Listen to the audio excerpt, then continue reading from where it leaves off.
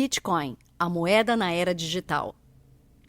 Neste microbook, Fernando Ulrich, mestre em economia da escola austríaca e possuidor de vasta experiência nos mercados financeiro e imobiliário brasileiros, explica o funcionamento e a história do surgimento da mais nova forma de moeda global, o Bitcoin. A seguir, veremos como Satoshi Sakamoto tomou a iniciativa incrível de reinventar a moeda na forma de código de computador. O resultado foi o Bitcoin, introduzido ao mundo na forma menos promissora possível. Nakamoto lançou-o em um fórum aberto. É como se dissesse: aqui está uma nova moeda e um sistema de pagamento. Usem se quiserem. O que se seguiu foi impressionante. Desse dia em diante, as transações financeiras nunca mais seriam as mesmas. Muitos de seus desdobramentos históricos acontecem agora mesmo. Então, não perca a oportunidade de acompanhar essa verdadeira revolução econômica. Venha conosco descobrir tudo sobre o Bitcoin em 12 minutos. O que é Bitcoin? À primeira vista, entender o que é Bitcoin não é uma tarefa fácil.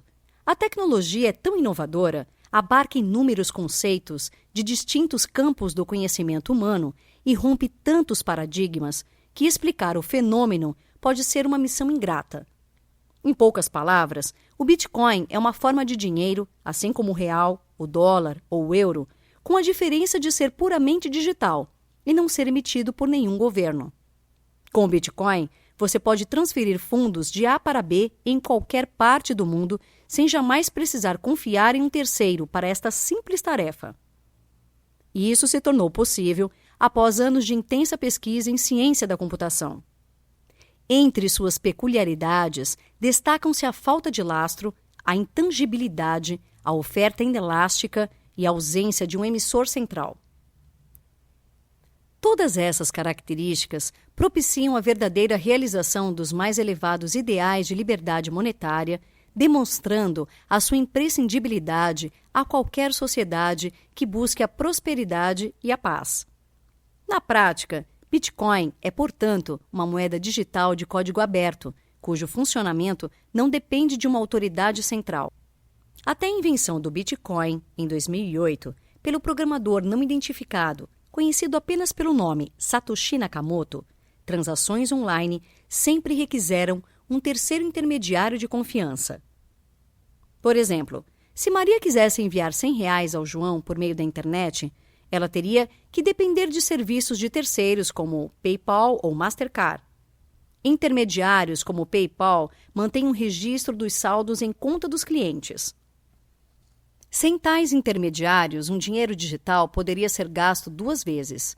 Imagine que não haja intermediários com registros históricos e que o dinheiro digital seja simplesmente um arquivo de computador, da mesma forma que documentos digitais. Maria poderia enviar ao João R$100 simplesmente anexando o arquivo de dinheiro em sua mensagem. Mas assim como ocorre em um e-mail, enviar um arquivo como anexo não o remove do computador originador da mensagem eletrônica. Maria reteria a cópia do arquivo após ter o enviado anexado à mensagem. Dessa forma, ela poderia facilmente enviar os mesmos R$100 ao Marcos.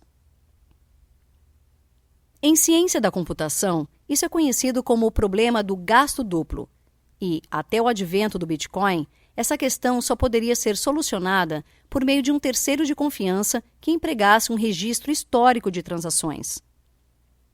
A invenção do Bitcoin é revolucionária, pois, pela primeira vez, o problema do gasto duplo pode ser resolvido sem a necessidade de um terceiro. Bitcoin o faz distribuindo um imprescindível registro histórico a todos os usuários do sistema.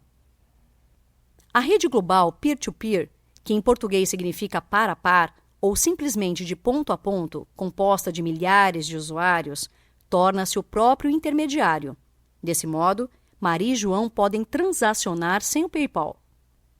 É importante notar que as transações na rede Bitcoin não são denominadas em dólares, euros ou reais, como são no PayPal ou Mastercard. Em vez disso, são denominadas em bitcoins.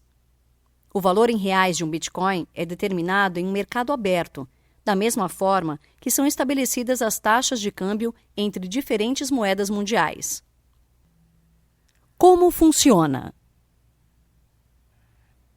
As transações são verificadas e o gasto duplo é prevenido por meio de um uso inteligente da criptografia de chave pública.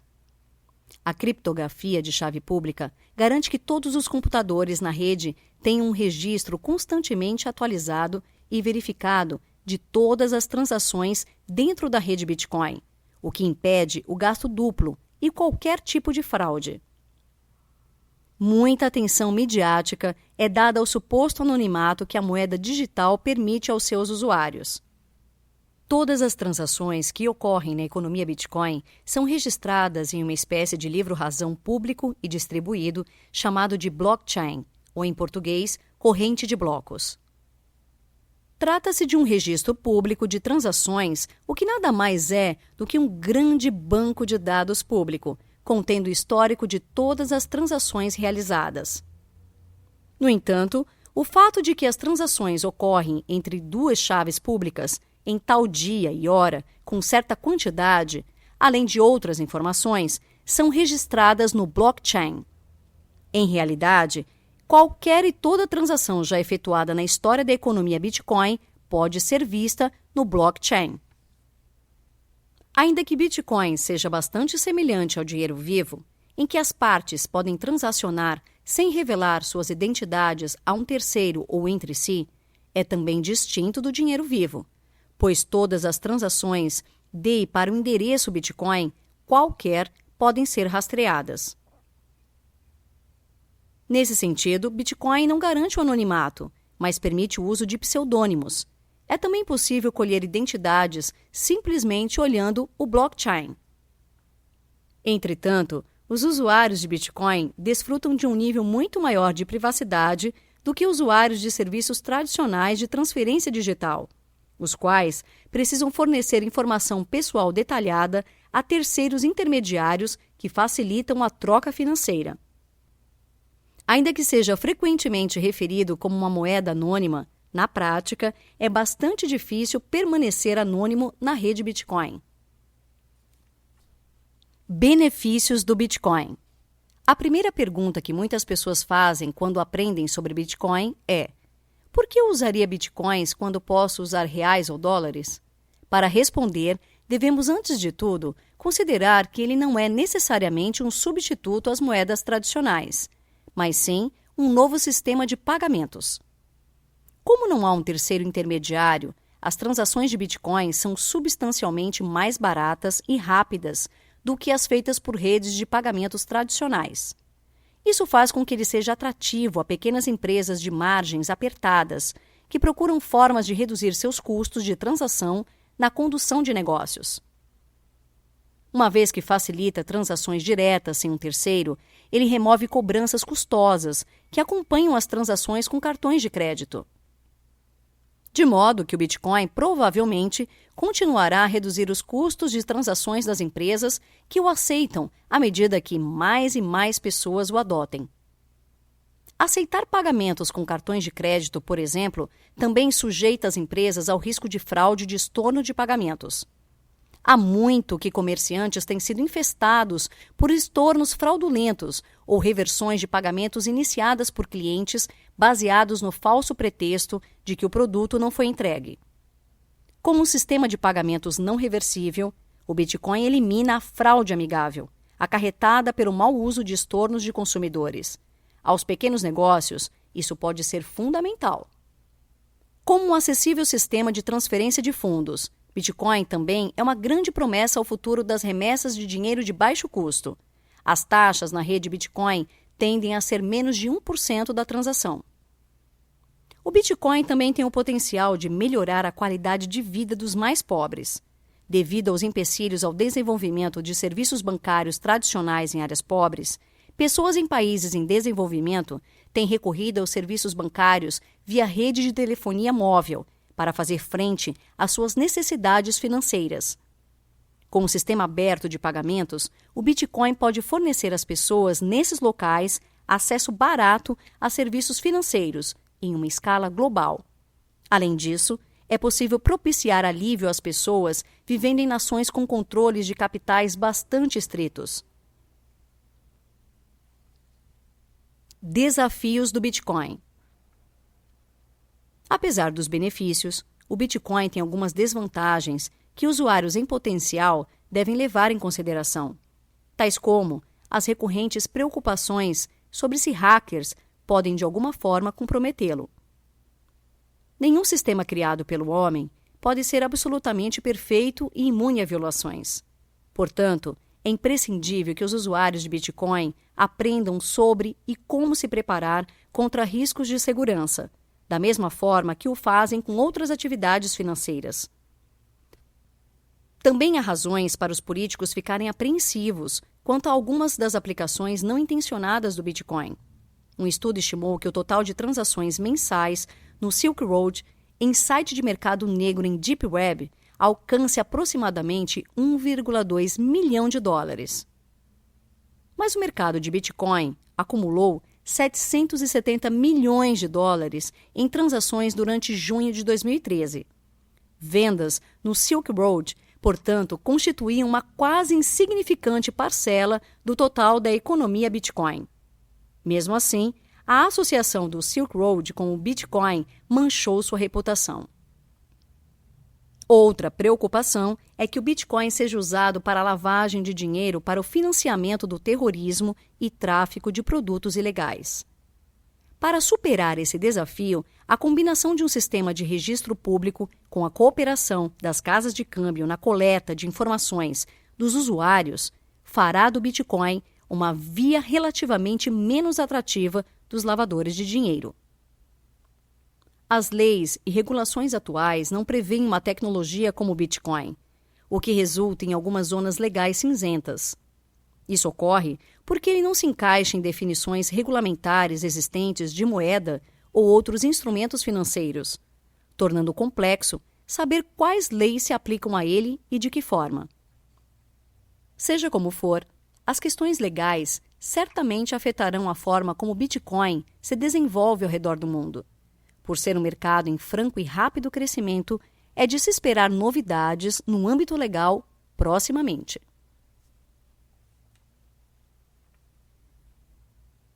Eletricidade e internet não são um problema. E quanto à dependência da eletricidade e da internet, não seria uma enorme desvantagem ao projeto Bitcoin? Essa não é uma característica unicamente restrita ao Bitcoin. Já vivemos nessa dependência. É impensável que nossa economia globalizada e interconectada possa seguir inabalada na falta de energia elétrica e internet. Outros céticos argumentam que a rede poderia ser hackeada, corrompendo o algoritmo, alterando saldos em carteira e roubando ou falsificando bitcoins. Essa preocupação, embora compreensível, deriva do desconhecimento acerca dos atributos da rede Bitcoin. Antes de qualquer coisa, é preciso enfatizar duas inerentes características da rede: a total abertura e a transparência do sistema. Ainda que o Bitcoin tenha sido criado com certos parâmetros e regras de funcionamento, o código-fonte é completamente aberto a qualquer um que queira verificá-lo, monitorá-lo e aprimorá-lo. Qualquer pessoa pode acompanhar em tempo real as transações recentes, a quantidade total de bitcoins minerados e etc. A história e o contexto do Bitcoin. É a partir da análise do contexto em que o Bitcoin surgiu que podemos entender a sua razão de ser. Ainda que possa ser considerado uma mera coincidência, o fato de a moeda digital ter surgido em meio à maior crise financeira desde a Grande Depressão de 1930, não podemos deixar de notar características marcantes como o avanço do Estado interventor, as medidas sem precedentes e arbitrárias das autoridades monetárias na primeira década do novo milênio, a constante perda de privacidade que cidadãos comuns vêm enfrentando em grande parte dos países desenvolvidos e emergentes. Esses fatores são certamente responsáveis por parte do ímpeto da criação do Bitcoin, mas não há dúvidas quanto ao que possibilitou o seu desenvolvimento: a era da computação, a revolução digital. A grande crise econômica do século XXI e a perda de privacidade financeira. A quebra do banco Lehman Brothers, em setembro de 2008, um dos grandes marcos da atual crise econômica e a maior falência da história dos Estados Unidos, ocorreu há 9 anos. E até hoje, seguimos sentindo as repercussões. Entre os economistas, muito ainda se debate sobre as reais causas da crise financeira. Para nosso autor, no entanto, o mais correto seria apontar o socialismo aplicado ao âmbito monetário como o real culpado. Segundo ele, o atual arranjo monetário do Ocidente baseia-se em 2 grandes pilares: monopólio da emissão de moeda com leis de curso legal forçado, banco central responsável por organizar e controlar o sistema bancário. Além disso, as moedas hoje emitidas pelos governos não têm lastro algum, senão a confiança dos governos. O chamado padrão ouro atualmente não passa de um fato histórico com remotas possibilidades de retornar. Quando os governos emitiam nota em demasia, acabavam testemunhando a fuga de ouro das fronteiras nacionais, sendo obrigados a depreciar a paridade cambial com o metal precioso. A realidade é que recorrer à impressão de dinheiro é algo que os governos naturalmente fizeram ao longo da história para financiar seus déficits, para custear suas guerras ou para sustentar um Estado perdulário incapaz de sobreviver apenas com os impostos cobrados da sociedade. Mas nos últimos 100 anos, o mecanismo de impressão de dinheiro foi de certa maneira sofisticado. Nos dias de hoje, entretanto, o processo inflacionário é um pouco mais indireto e envolve não somente um banco central imprimindo cédulas de dinheiro, mas também todo o sistema bancário responsável por gerar inflação. Inflação é um aumento na quantidade de moeda em uma economia, e a eventual elevação dos preços é a consequência inevitável. Afinal, quanto maior a quantidade de dinheiro em uma economia, menor o poder de compra de cada unidade monetária. Assim, mais caros se tornam os produtos e serviços. As crises financeiras deste início de milênio são uma ilustração perfeita da teoria explicada, chamada de teoria austríaca dos ciclos econômicos. E para piorar ainda mais o cenário, os principais bancos centrais do mundo seguiram a mesma receita de juros baixos para estimular a economia, formando bolhas imobiliárias. Cegados pelos baixos índices de inflação ao consumidor, enquanto os preços dos ativos imobiliários e financeiros disparavam, os banqueiros centrais acreditavam piamente terem domado os ciclos econômicos. A dura realidade, porém, veio mostrar o quanto estavam enganados. Desde setembro de 2008, o rol de medidas extremas imprevistas empregadas pelas principais autoridades monetárias globais é realmente assombroso. Resgate de bancos, seguradoras e montadoras, nacionalização de instituições financeiras, trocas de liquidez entre bancos centrais, monetização de dívida soberana, redução das taxas de juros a zero, entre outras medidas escabrosas. Ao cidadão comum, resta assistir ao valor do seu dinheiro esvair-se, enquanto banqueiros centrais testam suas teorias, ora para salvar bancos, ora para resgatar governos quebrados, mas sempre sob o pretexto da inatingível estabilidade de preços. E é precisamente este ponto que ficou claro na atual crise. O cidadão não tem controle algum sobre seu dinheiro e está à mercê das arbitrariedades dos governos e de um sistema bancário cúmplice e conivente. Enquanto as autoridades monetárias se esquivam do escrutínio público, exigem cada vez mais informações da sociedade, invadindo a privacidade financeira dos cidadãos. Sob a alegação de impedir o financiamento de atividades terroristas e lavagem de dinheiro, quem acaba sofrendo as consequências da supervisão e espionagem são os cidadãos de bem, que encontram cada vez mais dificuldade para proteger seus ativos e movê-los a qualquer jurisdição fora do alcance dos governos. Este é o paradigma do atual milênio. Crescente perda de privacidade financeira, autoridades monetárias centralizadas e opressivas que abusam do dinheiro isentas de qualquer responsabilidade e bancos cúmplices e coadjuvantes no desvario monetário. O que possibilitou a criação do Bitcoin? Os motivos fundamentais que impulsionaram a criação do Bitcoin são, portanto, evidentes. Um sistema financeiro instável e com elevado nível de intervenção estatal e a crescente perda de privacidade financeira. Mas esse estado de coisas não é novidade. A intervenção dos governos no âmbito monetário é milenar, assim como a conivência do sistema bancário. A diferença entre o sistema financeiro mundial atual e o de 100 anos atrás é meramente de grau. Na sua essência, a intervenção estatal prevalece tanto hoje como no início do século XX. Por que, então, algo como o Bitcoin não surgiu antes?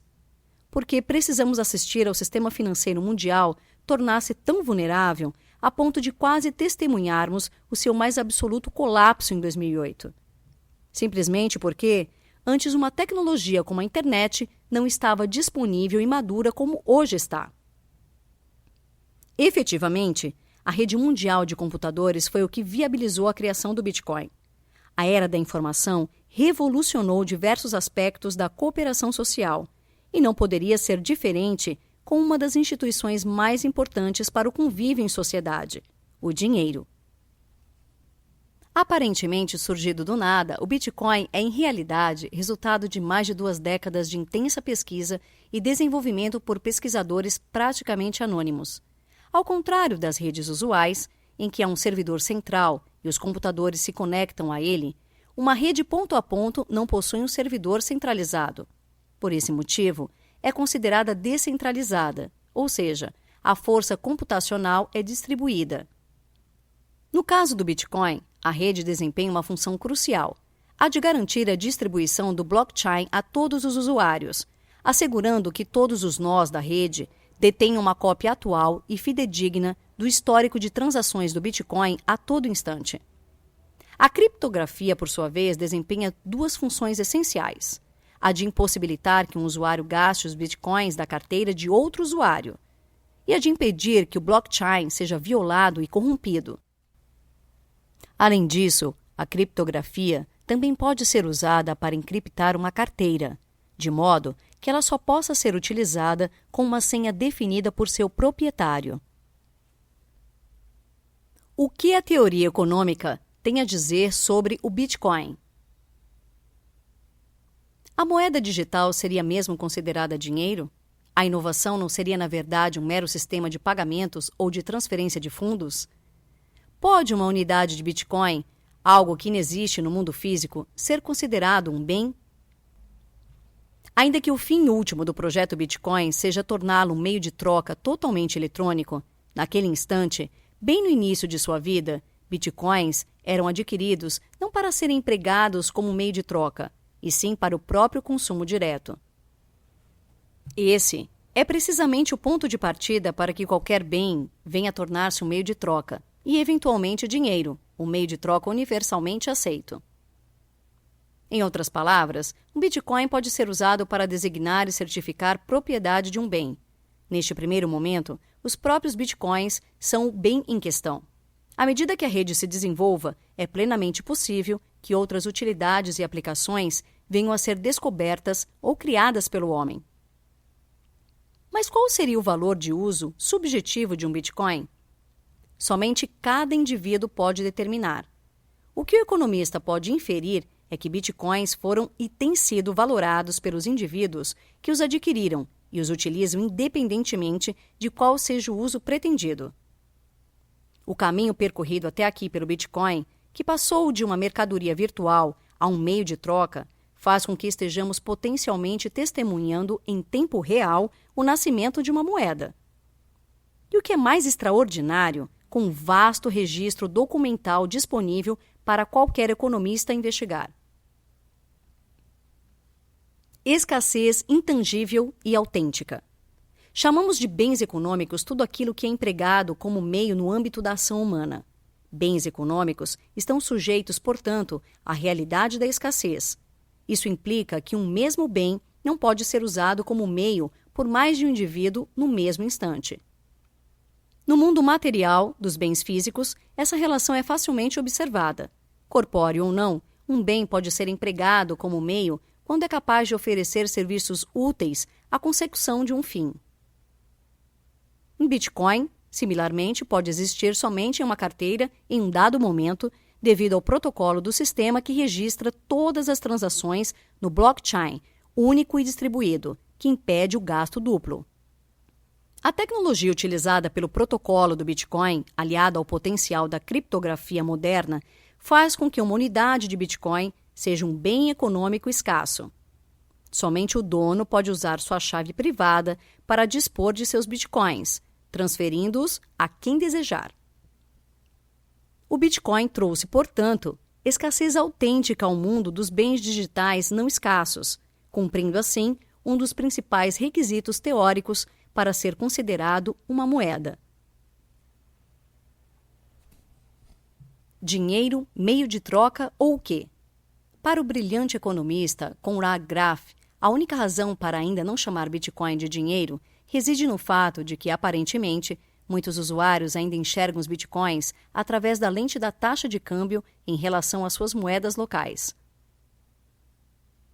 Em contrapartida, Frank Shostak, outro grande estudioso, afirma que Bitcoin não é uma nova forma de dinheiro que substitui formas antigas, mas, na verdade, uma nova maneira de empregar dinheiro existente em transações. Suas investigações nos permitem deduzir que qualquer coisa pode servir como dinheiro, contanto que seja usada e valorada como tal pelos indivíduos. Logo, uma unidade Bitcoin, embora incorpórea, é o bem utilizado como meio de troca. Logo, o Bitcoin é o próprio meio de troca, é o dinheiro propriamente dito. Ouro, papel moeda ou Bitcoin? Em sua tese, o economista Peter Surda elenca 3 elementos principais que influenciam na escolha de uma moeda: liquidez, reserva de valor e custos de transação.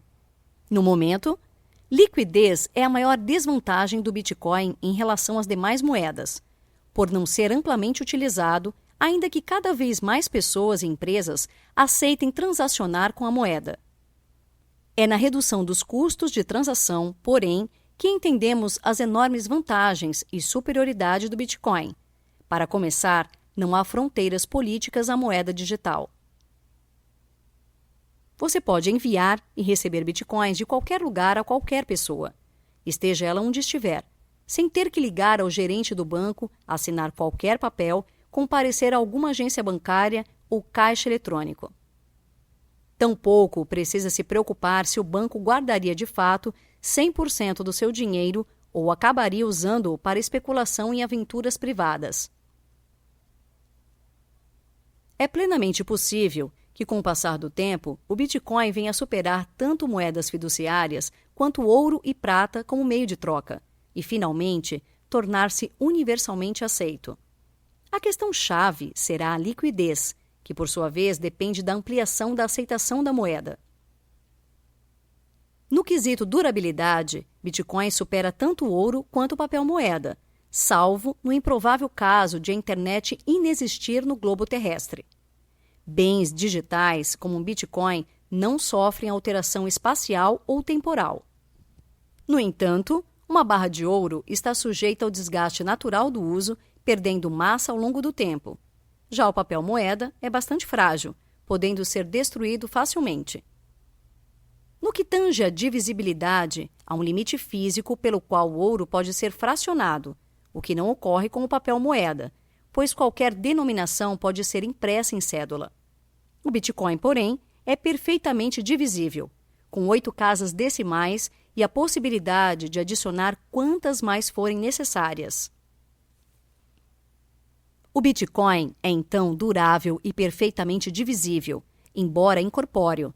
Ademais, um Bitcoin é insuperavelmente uniforme, porque sua homogeneidade é matemática e não física, sendo tecnicamente impossível falsificá-lo.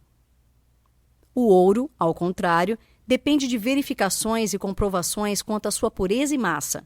Já o papel moeda, embora seja bastante homogêneo, pode ser mais facilmente falsificado, dificultando a distinção de unidades monetárias genuínas das ilegítimas. Deflação e aumento do poder de compra. A oferta de bitcoins crescerá de forma paulatina, pré-estabelecida e conhecida por todos os usuários, até alcançar o limite máximo de 21 milhões de unidades ao redor do ano de 2140. Mas cerca de 90% de todos os bitcoins já estarão minerados por volta de 2022. Assumindo que a demanda continue crescendo ao longo dos próximos anos, isso significaria que uma unidade Bitcoin valeria cada vez mais. E quanto mais se amplia a aceitação da moeda, maior será seu poder de compra. Em face dessa constatação, os leigos no assunto alegam que será quase impossível usar uma unidade de Bitcoin em compras do dia a dia, pois ela valerá muito no futuro. O que lhes escapa é o fato de que os Bitcoins são perfeitamente divisíveis. Isso permite aos usuários realizar transações com frações de um Bitcoin. O sistema, aliás, já está preparado para tal aperfeiçoamento. O preço do Bitcoin, oferta e demanda. No dia 5 de outubro de 2009, 9 meses depois de a rede Bitcoin ter começado a operar, o primeiro registro de preço de venda de um Bitcoin ofertado foi publicado. Um total de 13 Bitcoins por centavo de dólar, ou especificamente 1.309,03 Bitcoins por $1. Estamos ainda na infância do experimento Bitcoin. A cotação de Bitcoin em relação a outras moedas, ou seu preço, é algo que está sendo descoberto pelo mercado, e não podemos prever a sua evolução. E ainda que pelo lado da demanda, não saibamos como ela evoluirá, ao menos do lado da oferta, não seremos surpreendidos por súbitos aumentos na quantidade de bitcoins em circulação. De certa forma, o preço de uma unidade é irrelevante. A questão-chave é que a moeda digital tem verdadeiras vantagens comparativas, oferecendo excelentes serviços de pagamentos e reduzindo de forma significativa os custos de transação. Como diz Tony Gallip, sócio do site de pagamentos BitPay, Bitcoin é simplesmente a maneira mais fácil até hoje inventada de enviar dinheiro de A para B. A política monetária do Bitcoin. A política monetária objetiva manipular a oferta de moeda em uma economia. No passado, deu-se de forma direta, com alvos específicos para o crescimento de algum agregado monetário. Atualmente, a manipulação da oferta monetária ocorre indiretamente pela influência direta sobre a taxa de juros. A política monetária do Bitcoin, por sua vez, foi estabelecida na sua criação e é baseada em regras, cuja independência é assegurada pela natureza distribuída da rede subjacente. Essa política monetária não discricionária pode ser descrita como meta de oferta monetária assintótica, ou MoMA. A unidade monetária chama-se Bitcoin e sua emissão ocorre por meio de subcontratados chamados de mineradores, os quais desempenham os cálculos de prova de esforço, ou POE, que garantem a independência da política monetária e processam os pagamentos. A senhoriagem subsidia o sistema de pagamento em vez de beneficiar exclusivamente o emissor ou vendedor receptor de títulos negociados em operações de mercado aberto. A senhoriagem da POE e a MoMA trabalham de forma sinérgica, causando 3 fenômenos monetários. Agentes econômicos racionais mantêm em caixa em bitcoins, mesmo não tendo nenhum passivo denominado em bitcoins. O mercado estabelece as taxas de câmbio de juros sem exceção. É altamente improvável o aparecimento das reservas fracionárias. Os agentes econômicos decidem livremente manter saldos em bitcoins devido a todas as vantagens da moeda digital perante outras formas de dinheiro e a expectativa de que essas vantagens conduzirão outros agentes a adotar bitcoins no futuro, possivelmente apreciando sua taxa de câmbio. A liberdade monetária e o Bitcoin. Desde tempos imemoriais, é vedada aos indivíduos a liberdade de escolha de moeda. Somos obrigados a usar um dinheiro estatal, constantemente abusado e depreciado. Não obstante, moeda honesta e sadia é uma pré-condição básica para uma sociedade próspera e livre. Mas alcançar esse ideal pela via política é bastante difícil. O senso comum costuma atribuir ao dinheiro a causa de todos os males. Contudo, a constante multiplicação do capital acumulado significa que a economia cresce e prospera, e que, assim, a sociedade cria riqueza e é capaz de melhorar o padrão de vida dos seus cidadãos. Em definitivo, o dinheiro é uma das instituições mais essenciais da civilização e é o bem que torna possível a cooperação social em larga escala, de modo que toda agressão contra a moeda gerará consequências gravíssimas no funcionamento da economia.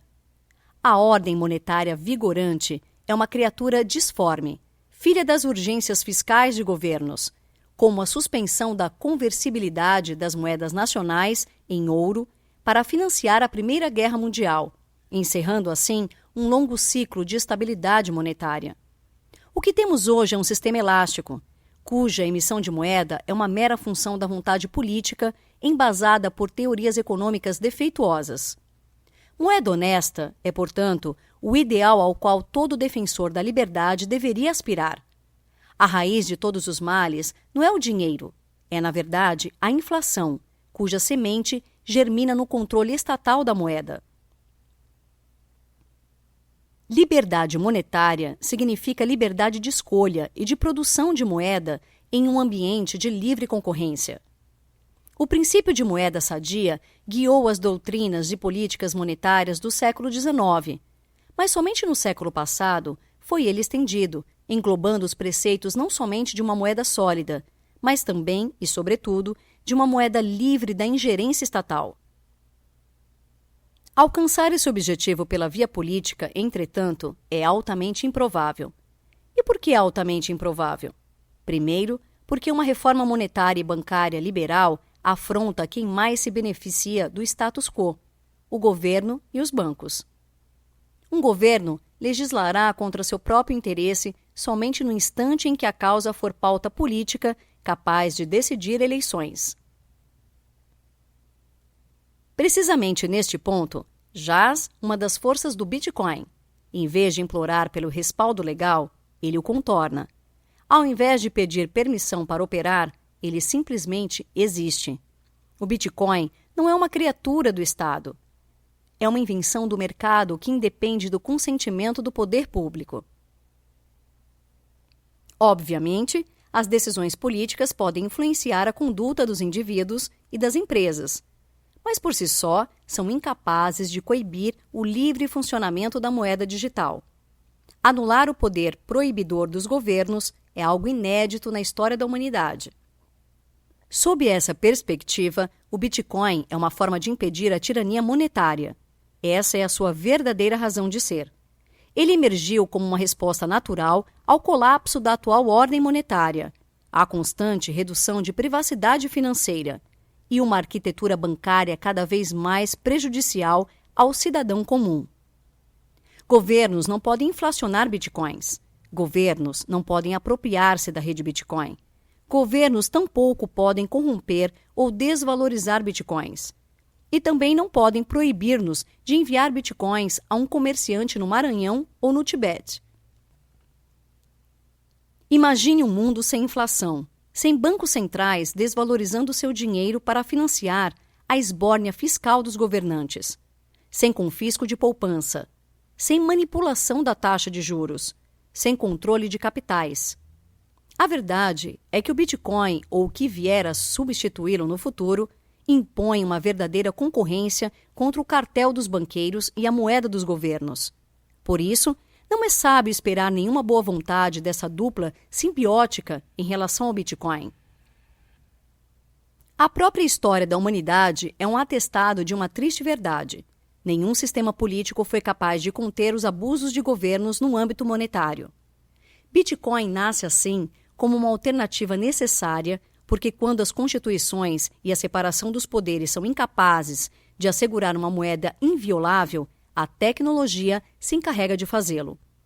A separação do Estado e da moeda será uma questão tecnológica, não política. O futuro do Bitcoin.